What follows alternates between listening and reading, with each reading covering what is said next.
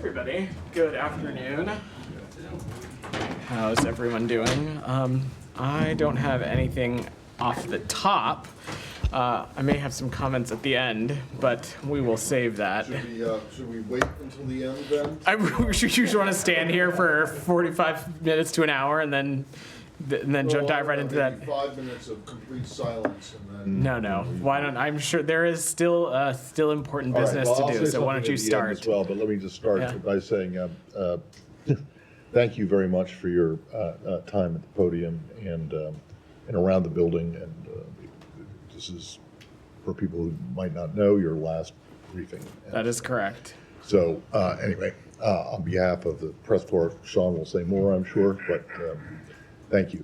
Thank you, and Matt. For endeavoring to be honest and to be open and transparent. Of course. So, Thank you so much. I'll let you take it away. yeah. All right. Let's start with Syria. Sure. So, what is the latest there in terms of your guys' interactions with HTS and others? Sure.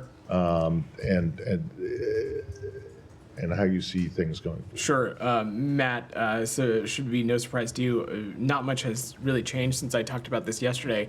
We have been in touch, in contact with all the groups in Syria, including HTS. I'm certainly not going to get into the private diplomatic channels, but we have once again, and will continue to stress upon everybody that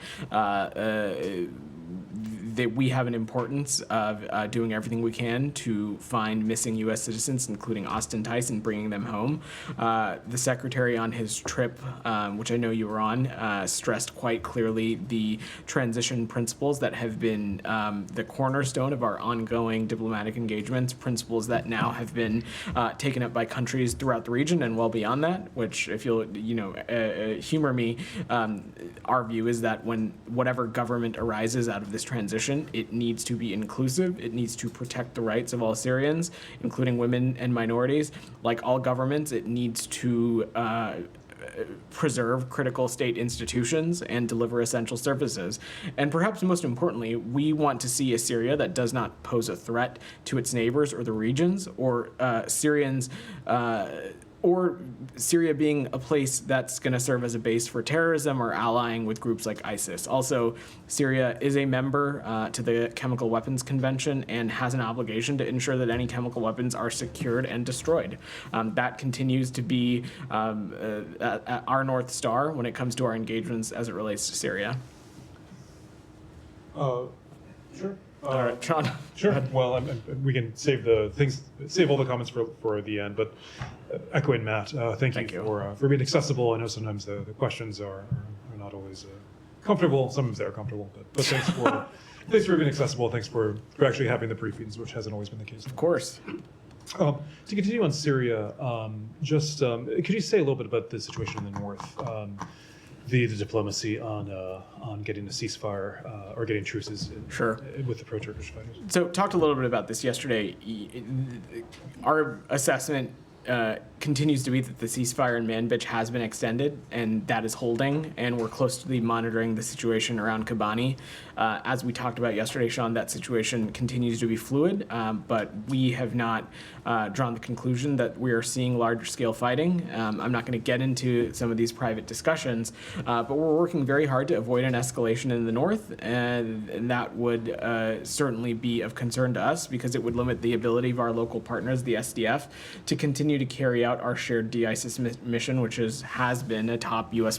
policy priority in Syria. We'll continue to pay close attention to this, but beyond that, we support the immediate de-escalation and cessation of violence in all parts of Syria, and it's our view that this is the time to increase stability. Sure.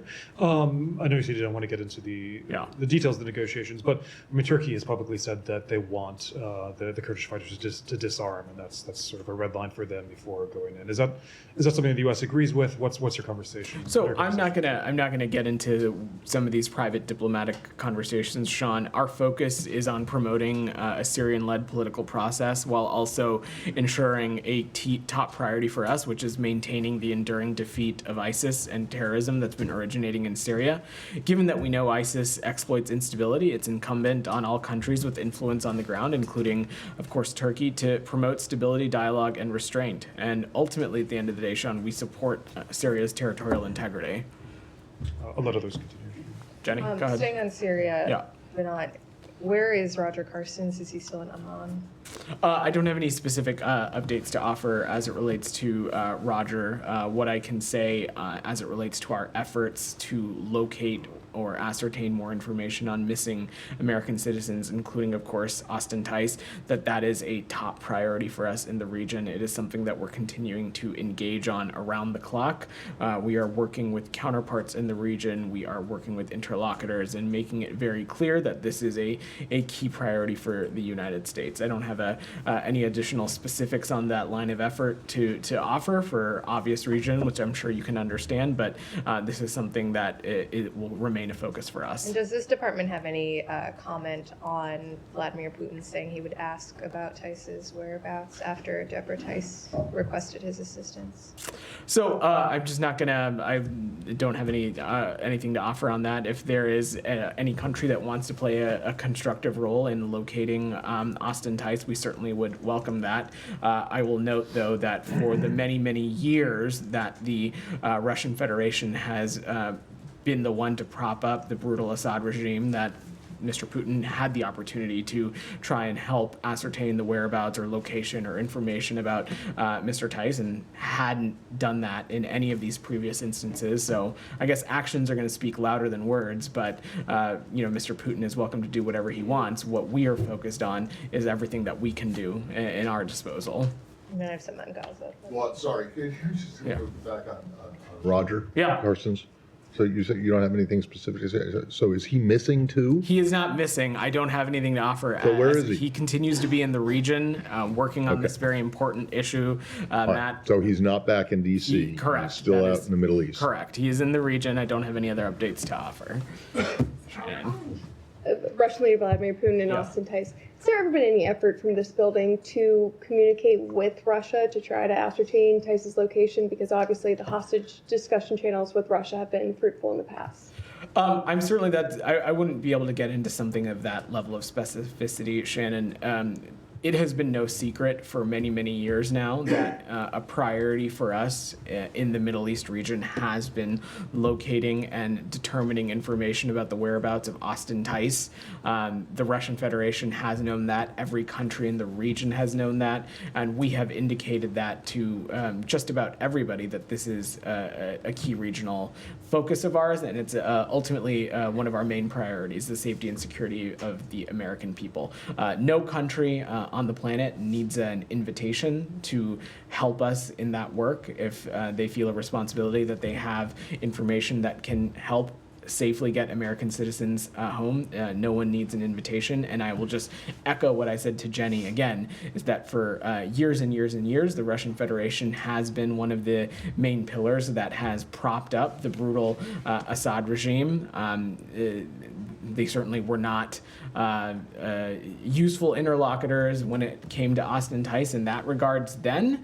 And so, again, actions are going to speak louder than words, and I'm not going to opine about what role they may or may not have to play. Sure, but going forward, since at least Putin's words are indicating that the top of the Russian government wants to play a helpful role now, will there be any effort by the State Department to communicate with Russia to see if those actions will follow up? Again, if a country has a constructive role to play in terms of sharing information about Austin Tice or locating his whereabouts, we certainly would be would welcome any information as it relates to that. All right, Saeed, go ahead. Thank you, Vedant. I'm not going to wait till the end, so I just want to thank you. Thank you. You know, for always being the perfect gentleman, always calling on me. It is something that I never take for granted. I just want you to know that. You're welcome, So I Saeed. appreciate every time you called on me. Sure. You know. My pleasure. And now, with that said, let me just ask you on Syria. Yeah. Now, in theory, is it possible for a U.S. official to visit Damascus while the Israelis are still bombing Syria?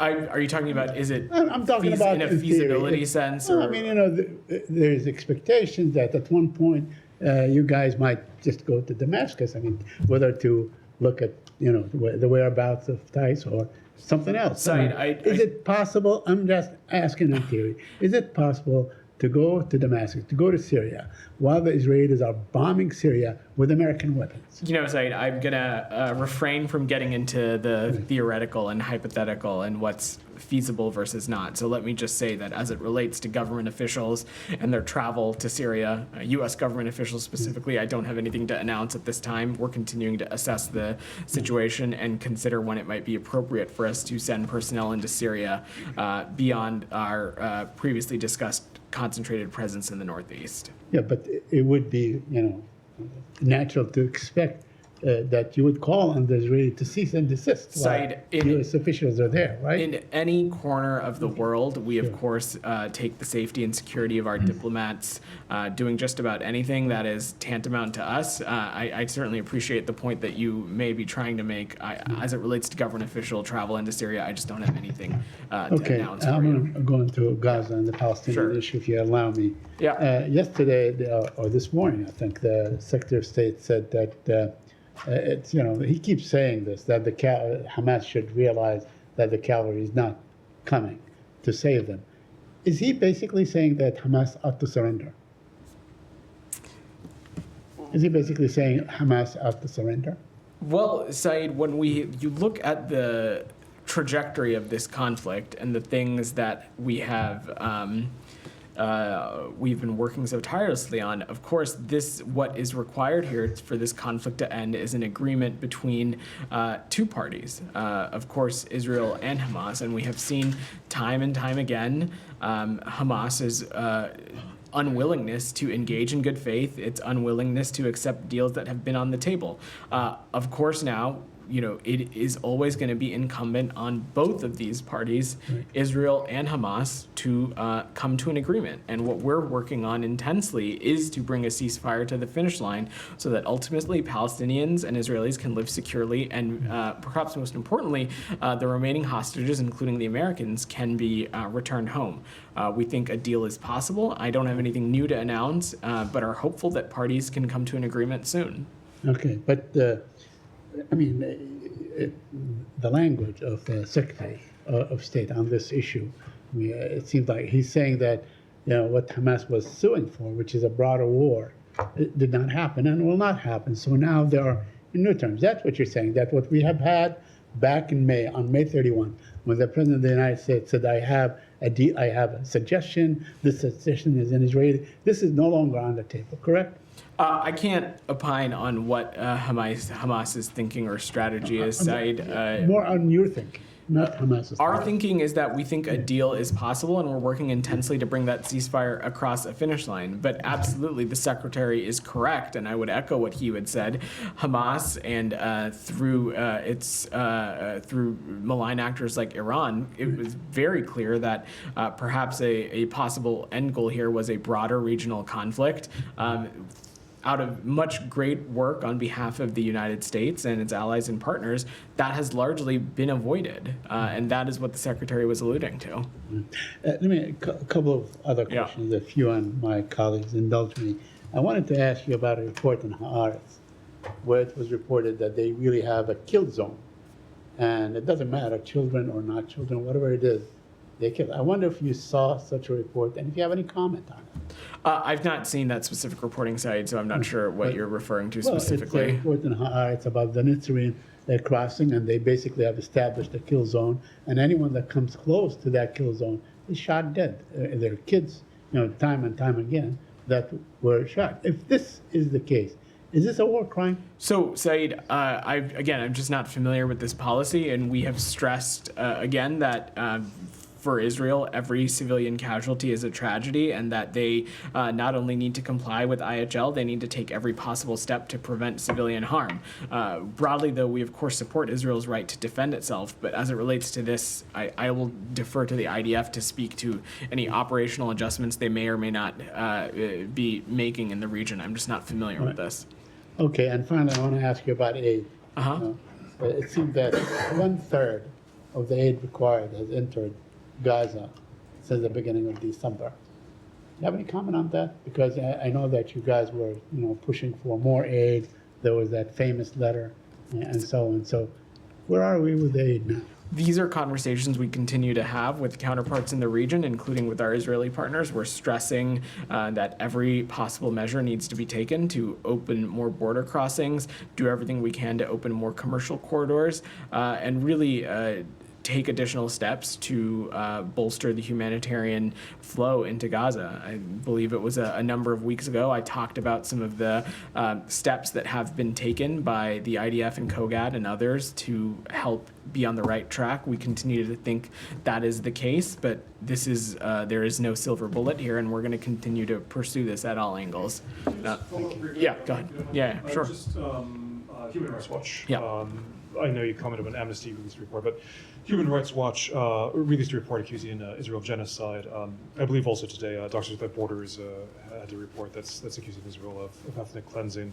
I'm not in suspense about what your response is going to be, but what does the U.S. feel about this? Do you think that there's something to it, something worth checking out? How do you feel about? So first, why don't we break those into two questions, Sean? First, I will defer to Doctors Without Borders to speak to the details of their report. What I can say is that even within their report, they make pretty clear that they don't have the legal authority to determine intentionality, and I certainly don't have an assessment from the U.S. government to offer today as it relates to ethnic cleansing. But we continue to appreciate the important role that's played by civil society organizations, including Doctors Without Borders, and we're deeply concerned about the scale of civilian harm in this conflict, and we're continuing to emphasize that the parties need to comply with IHL. But most importantly, it is because of the circumstances and the crises that we're seeing that we are working so tirelessly on an agreement to stop the war and bring all the hostages home, and ultimately improve the humanitarian situation and get us on a path to an enduring resolution to the conflict in Gaza. That's what we are squarely focused on. On Human Rights Watch, separately, it should come as no surprise that we disagree with the conclusions in this particular report. Certainly appreciate the role that groups like Human Rights Watch have played over the course of this conflict, but also other conflicts around the world. We disagree with the conclusions, and we have not concurred with past findings regarding genocide, and we do not now, and we do not believe that term applies here. Now, if you all remember, when it came to the National Security Memorandum Report, NSM 20, as some of you like to call it, we previously had said that it's reasonable to assess that the IDF in certain instances didn't meet its IHL obligations. But on something like genocide, that is just a conclusion that we disagree with. We've disagreed it when other entities have come to this conclusion, and do so here. But ultimately, again, I'll stress the same point that I said in the context of Doctors Without Borders, is that we're continuing to work towards an agreement to stop the war, bring all the hostages home, and put it on a path to a resolution to the conflict in Gaza.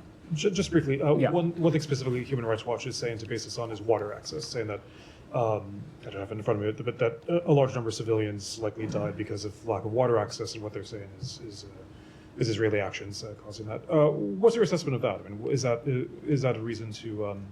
is that an equally concerning finding, and why does the U.S. not think? So certainly we need to be doing everything we can to ensure that water access is strong, and that everybody who needs water in Gaza is able to get it. That is something that we have stressed when we've talked about the influx of humanitarian aid, of the need for products like water and food and shelter and medicines. But again, specifically, when it comes to a determination of something like genocide, the legal standard is just incredibly high. And so the finding in this scenario, we just disagree with. That does not take away from the fact that there is a dire humanitarian crisis in Gaza. And it doesn't take away from the fact that, of course, there are so many in Gaza who are struggling from water scarcity. And these are the kinds of things that we're continuing to press with partners in the region, including with Israel. Sorry, follow-up. This report is not a lone thing. Did not come out of the blue sky. I mean, 2 weeks ago, there was the Amnesty International report saying exactly the same thing. It's genocide. Other organizations said the same thing. So you will continue to dismiss this but the facts on the ground speaks of genocide. Organizations not affiliated with the U.S. government have the right to draw any conclusion based on their analyses that they want to, and they can. And we certainly welcome the work that they do. But on the perspective of the U.S. government, we'll stress again, as I did stress in the scenario of Amnesty International, that this is not a conclusion that we agree with. Jenny, go ahead. How is the U.S. government making these conclusions, given you have no one on the ground in Gaza? Jenny, the point that I'm making is a broad one, that the legal standard for genocide is incredibly incredibly large. But you've also heard us say previously, and I just spoke about that in NSM 20, we made the conclusion that it was reasonable to assess that the IDF in certain instances didn't meet its IHL violations.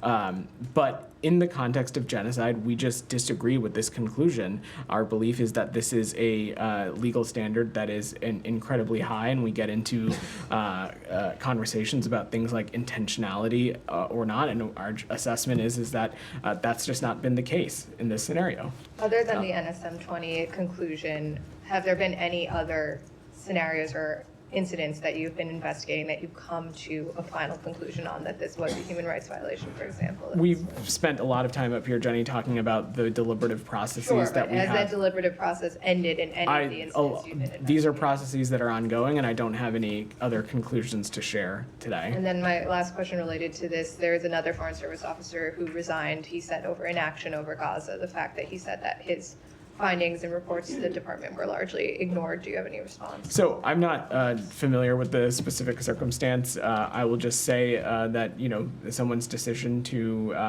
work here or not or stay employed, that's ultimately a very personal decision. I will say that from the president on down and the secretary, we welcome and encourage differing points of view, dissenting points of view.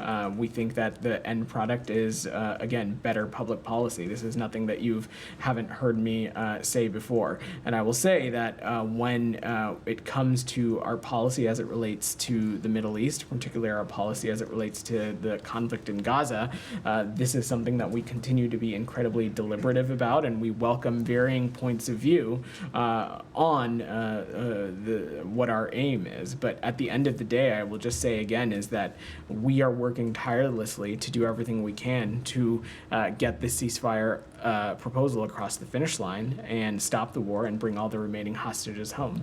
Sorry, can I just? Yeah, go ahead. Well, the question was about, and maybe this should be directed to Jen, this is about the guy who resigned in July, And just came forward. 5 months, Yeah. more than almost 6 months ago. Was there a question? No. No, well, no, I just wanted to make sure No. I understood who it was. Got it. Janie, go ahead. Thank you, Vedant. Two questions on South Korea, Yeah. Russia, and North Korea. Deputy Secretary Campbell said he would hold high-level face-to-face diplomacy with South Korea's acting president, Han Duck-soo, within weeks. In South Korea, the top diplomacy and the security officers are currently suspended their work and arrested. The South Korean opposition party's impeachment bill includes a diplomatic assessment. My question is it possible for South Korea and the United States have normal diplomacy in this situation? And do you think a diplomatic evaluation can be grounds for impeachment? So let me just make two broad points first, Jenny, that I want to be very clear about. First is that we strongly support the Ironclad Alliance that joins our two countries together, and that's done so much over the last few years, especially under the Biden administration.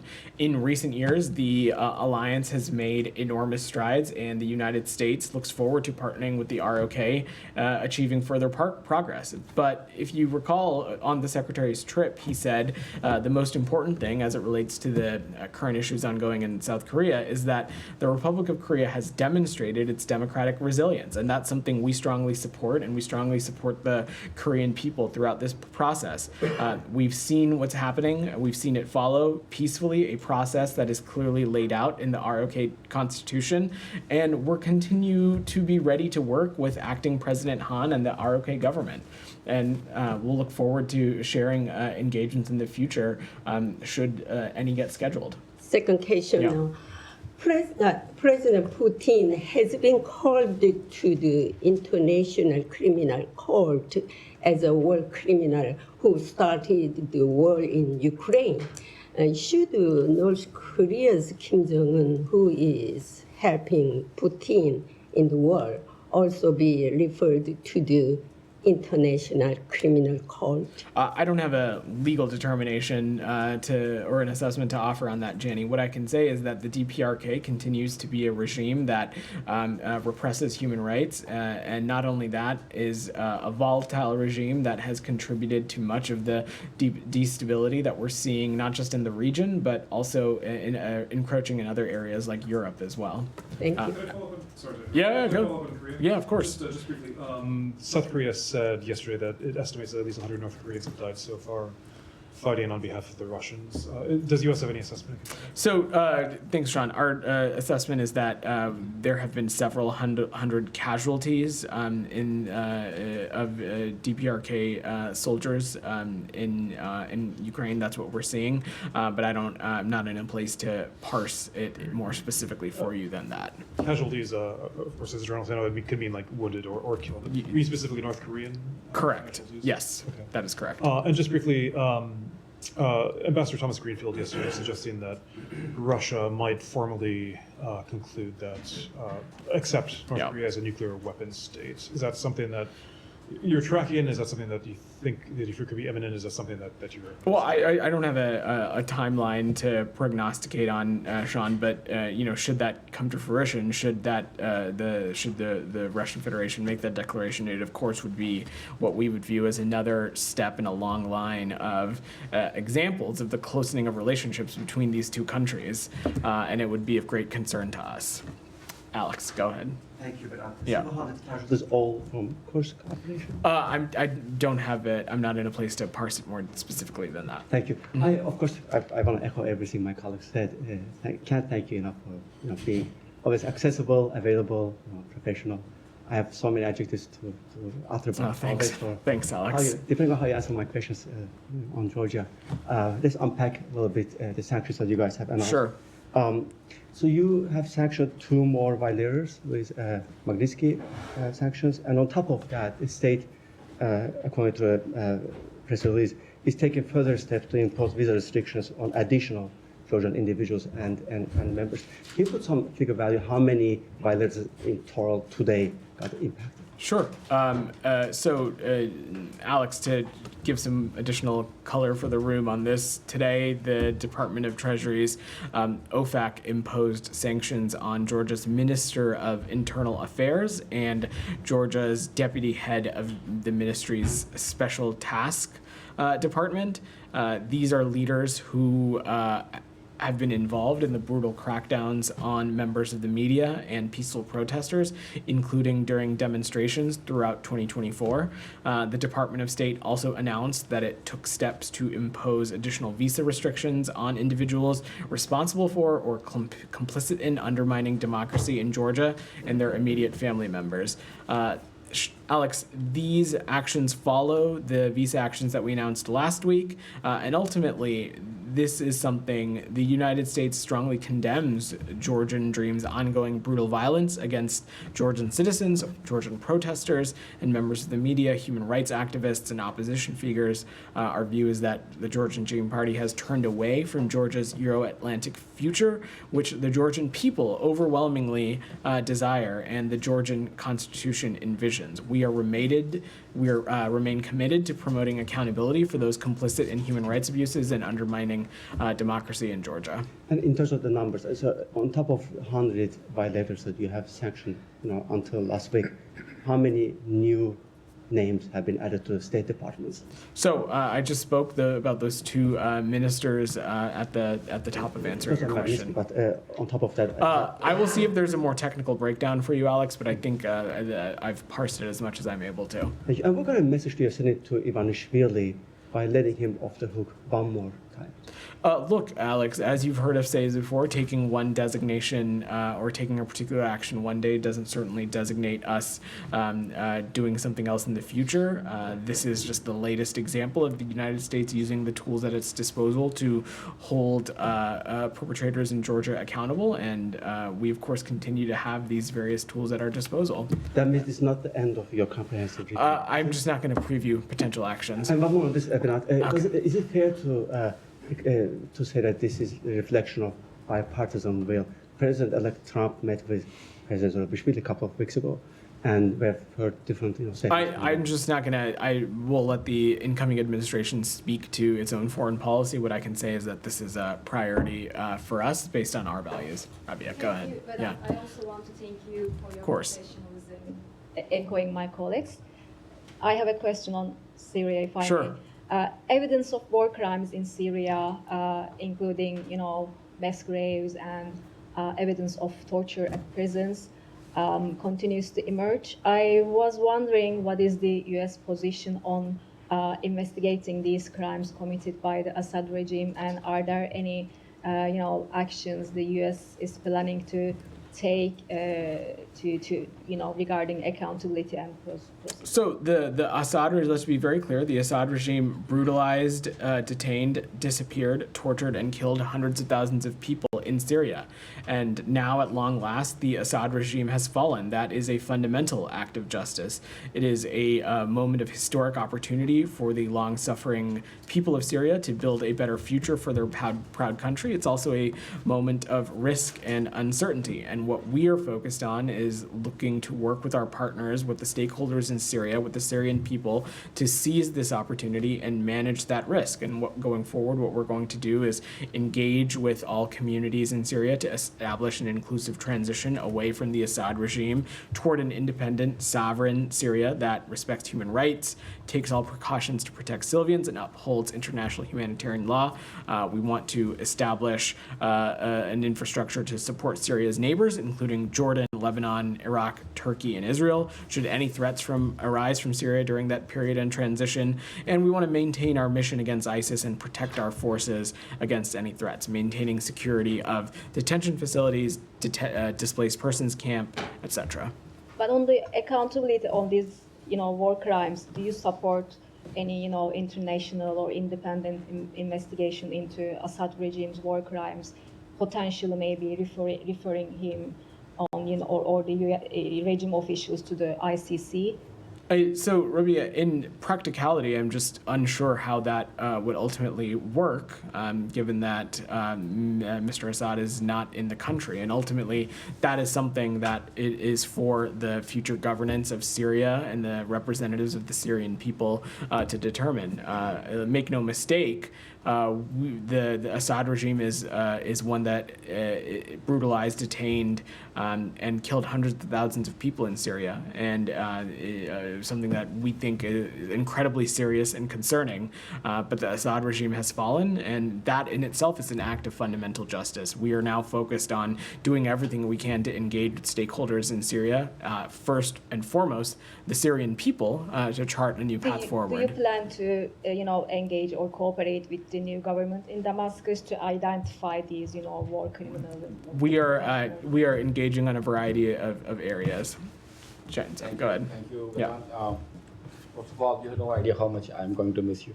Because, whenever I ask question about South and Central Asia, that's my topic. You have always a lot of words making headlines in India and Pakistan. So thank you so much for Here to taking my help. questions. Thank you. So with that, the Pakistani government has criticized the United States for imposing new sanctions against country's long-range ballistic missile program, labeling the move as double standards. How would you respond to this? So let's take a step back. The U.S. is committed to maintaining the global non-proliferation regime, and Pakistan is an important partner in that. However, we have been clear and consistent about our concerns with Pakistan's long-range ballistic missile program. It is long-standing U.S. policy to deny support to Pakistan's long-range ballistic missile program. the Department of State will continue to use sanctions and other tools to protect our national security and ensure that U.S. exporters and U.S. financial systems cannot be abused by proliferators. And it's our hope to continue to engage instructively with the Pakistani government on these issues. Many analysts in Pakistan believe that with these sanctions, the U.S. is trying to target Pakistan's nuclear program. Is it true? Does the U.S. have concerns about Pakistan's nuclear program? So these designations are based on our concerns regarding Pakistan's long-range ballistic missile program, but they don't affect other areas of U.S.-Pakistan area cooperation, which we have a great deal of. Yeah, go ahead. Thank you, Rizan. Yeah. This is Sharabat Hussain from Weekly Bangladeshi and television. The family members of military army officers have filed a complaint with the International Crime Tribunal against 57 people, including former Prime Minister of Bangladesh, Sheikh Hasina, in connection with the BDR killing in Dhaka's Pilkhana. The complaint was filed by family members by Advocate Uday Shamir, filed yesterday, or today actually, this morning. So do you have any comment on that BDR killing case for Sheikh Hasina? I've not seen that latest reporting, but I'm happy to check with the team and see if we can get anything for you. Sean, go ahead. Wanted to see if Paul Watson, the Wayland activist, maybe this was in their bingo card for one of your last questions, but Greenland, the Danish authorities in Greenland have freed him. They refused to extradite him to Japan, which wants him. He's a U.S. citizen. Does the U.S. have any comment on this? We don't. This is largely, it seems like a matter for other jurisdictions. I'm happy to check if we have any perspective to offer, but don't have anything to share as it relates to this. In the back. Thank you very much. Yeah. With regards to the sanctions announced against Pakistan's entities contributing to ballistic missile, had it not be better if it would have been resolved diplomatically? Do you think that these restrictions will have any kind of restricting effect on Pakistan? So I kind of just answered that question. Look, these sanctions are in place because of our long-standing concern about Pakistan's long-range ballistic missile program. It is not meant to color the other areas of cooperation that we have between the United States and Pakistan. We expect those areas to continue to go forward. Taka, you had your hand up. Yeah. Today, Yeah. he took us 76 questions, and he said Russia is ready for negotiation and compromise with Ukraine. So how do you take that his comment? I don't think anything. I don't really take anything or have a particular reaction. We have long said that it is up to the Ukrainian people and the Ukrainian government to decide what path it wants to take as it relates to the ongoing conflict in Ukraine. This administration has been proud to be to unearth the kinds of assistance that we've had economically, militarily, and others to continue to support our Ukrainian partners. And our focus is doing everything we can to continue to put them in the strongest position possible. Goyle, go ahead. Thanks. Two quick questions. One, if you want to talk about the U.S. and India space delegation, what are we doing about this space agreements and missions? Can you be a little bit more specific about what you're referring to? There were Indian ambassador and deputy secretary. They went to Houston as far as this as a delegation for space mission or space agreements between the two countries. Yeah, so we put a readout out about Deputy Secretary Campbell's travel to Houston. He was accompanied by Principal Deputy National Security Advisor John Feiner and Ambassador Quatra. They had some important engagements with space officials related to India, and I would just point you back to that readout. And second one, sir, as we come to the end of the year, millions and millions of people around the globe still suffering for basics because of these two continuing ongoing wars in the Middle East and also Ukraine and Russia. So they are hoping still when these wars will end and they will have better lives ahead for them. So that is something that we are focused increasingly on, is doing everything we can in the context of Ukraine to make sure our Ukrainian partners are in the best position possible, that they are continue to be in a place of strength. We have stressed that no decision about Ukraine can be made without Ukraine as part of that conversation, with that part of the table, and that will continue to guide our strategy going forward. Thank you. Go ahead. Yeah, you. Thank you very much. So Pakistan's Ministry of Foreign Affairs called double standard what you did with the missile sanctions. So I have a broad question. So you sanctioned whole Georgian Interior Ministry because of undermining democracy. Meanwhile, you sanctioned Pakistan ballistic missile program, but Pakistan called is necessary for strategic defense. So at the very moment, you have a big embassy in Pakistan and they have observations and they overlook November 26th incidents in Pakistan. There are actors who are undermining democracy over there. They are attacking crackdowns on protesters. So categorically, you are doing things that are linked with Pakistan strategic defense. But regarding democracy, you have some different standards. So isn't that double standards, we can say? No, not at all. And I think it's highly inappropriate to try to compare situations in countries as if they are apples and apples. That is simply not the case. Each country is different. Each circumstance is different. These sanctions that we made in Pakistan are rooted in, as I have said now 3 times, our longstanding concerns about their long-range ballistic missile program. It is not a bearing on other areas of cooperation between us and Pakistan, and our sanctions in Georgia have been in large part because of the crackdown that we have seen and the turn that we have seen the Georgian Dream Party take, which in our view is not just a turn away from Georgia's constitution, it's a turn away from the will of the Georgian people. And ultimately, though, we of course are going to stress the importance of democracy and governance everywhere in the world. Go ahead, Alex. We'll give you the last question. Armenia, please. Sorry?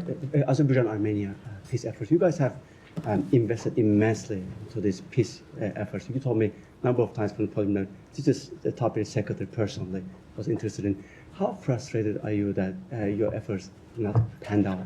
You know, Alex, we try not to focus on frustrations and just continuing to do the work. Secretary Blinken has long said on a lot of areas that it's the so many days of just hard work until something comes to fruition. I probably really butchered that quote, so you'll forgive me. But this continues to be an area of vital importance to this administration and to this secretary, and we'll continue to work at it till our last day in office. Okay. Hold on. Yeah. There is at least one lawsuit, I believe, that's being filed today on behalf of Palestinians, Palestinian Americans, LPRs and family members, that basically is suing or is about to sue the State Department for not evacuating them from Gaza at any time. I realize that you won't talk about a pending lawsuit. Sure. But is it the State Department's belief that it has a legal obligation to evacuate or rescue American citizens from places where there is a conflict going on? So you're absolutely right, Matt. I'm not going to get into commenting on this, given that it is pending litigation. I'm also not going to opine on our legal obligations or not, because I am not a lawyer. But what I can say is that you don't need to be a lawyer. Does the State Department think that it has a legal obligation? I'm just not in a place to offer a legal assessment. To rescue or to evacuate American citizens. If you'll allow me, what I am happy to offer is that the safety and security of American citizens around the world is our top priority. Yes. And in crisis scenarios, in every corner of the earth, whether it was Haiti, whether it was Sudan, whether it was Niger, whether it was Lebanon, whether it was the conflict in Gaza, Israel, we have unearthed avenues to help American citizens safely depart in creative ways, whether that means deploying additional consular officers, trying to turn on modes of transportation over land, over sea, charter flights, which we've spent a lot of time talking about. It is a top priority for us, and it is something that we will always lose sight on. I don't have a person. I'm not going to get into legal obligation. Right. Well, exactly. But that's the whole point of the question. Because I mean, if there is no such legal obligation, and I don't frankly think that there is, but if there isn't, then it would seem to me that you guys would just call for this lawsuit or lawsuits of these of this type to be dismissed out of hand. It's completely understandable that you would have some kind of, that you would feel a moral obligation or some kind of an obligation to help, but the question is whether it is a legal requirement. To which I don't have an assessment for you on the legal requirements of not. So, all right. I'm gonna just, if you give me a point of personal privilege, because as Matt mentioned, and as many of you talked about at the beginning, today is my very last press briefing of the Biden administration. We are going to be down for the holidays. As you know, Matt will be back up here in the new year, but as some of you might also be tracking, my wife and I are expecting a baby girl sometime next week. And so I will be out caring, thank you. I will be out, I'll be out caring for her for most of the remainder of the term. So this is my last time up here. It has been an honor and privilege getting to come up here regularly and take questions and talk to you all with these two flags behind me. I have so much reverence for this institution and the role that it plays in our foreign policy and our national security. I want to take a little bit of time to thank people. I will go very fast. I'm sure I will miss some folks, but you're going to entertain me because I have this space. I want to first thank my colleagues across the Department of State, especially our Foreign Service officers and Civil Service officers. They are the backbone of this department and integral to American diplomacy. Our diplomacy is more successful and our country is more secure, in my view, when they have a seat at the table. I want to especially thank the press office and the spokesperson's team, particularly Heather Fabricant, Mignon Houston, Nathan Tech, and Jennifer McEwen, who have been so key to the work that Matt and I do and have been integral to making sure that we have everything we need to come out and take your questions. I'd want to thank the PAOs across all the bureaus that get us ready for these briefings, that answer your questions, that answer our questions at all hours of the day. There's been so many colleagues across the department who have had my back and who've been vital to our success here. I want to give a shout out to the 7th floor leadership, Susie George, Tom Sullivan, Kurt Campbell, Rich Verma, former 7th floor leadership, Toria Newland, Wendy Sherman, Brian McCune, Derek Cholet, Liz Allen.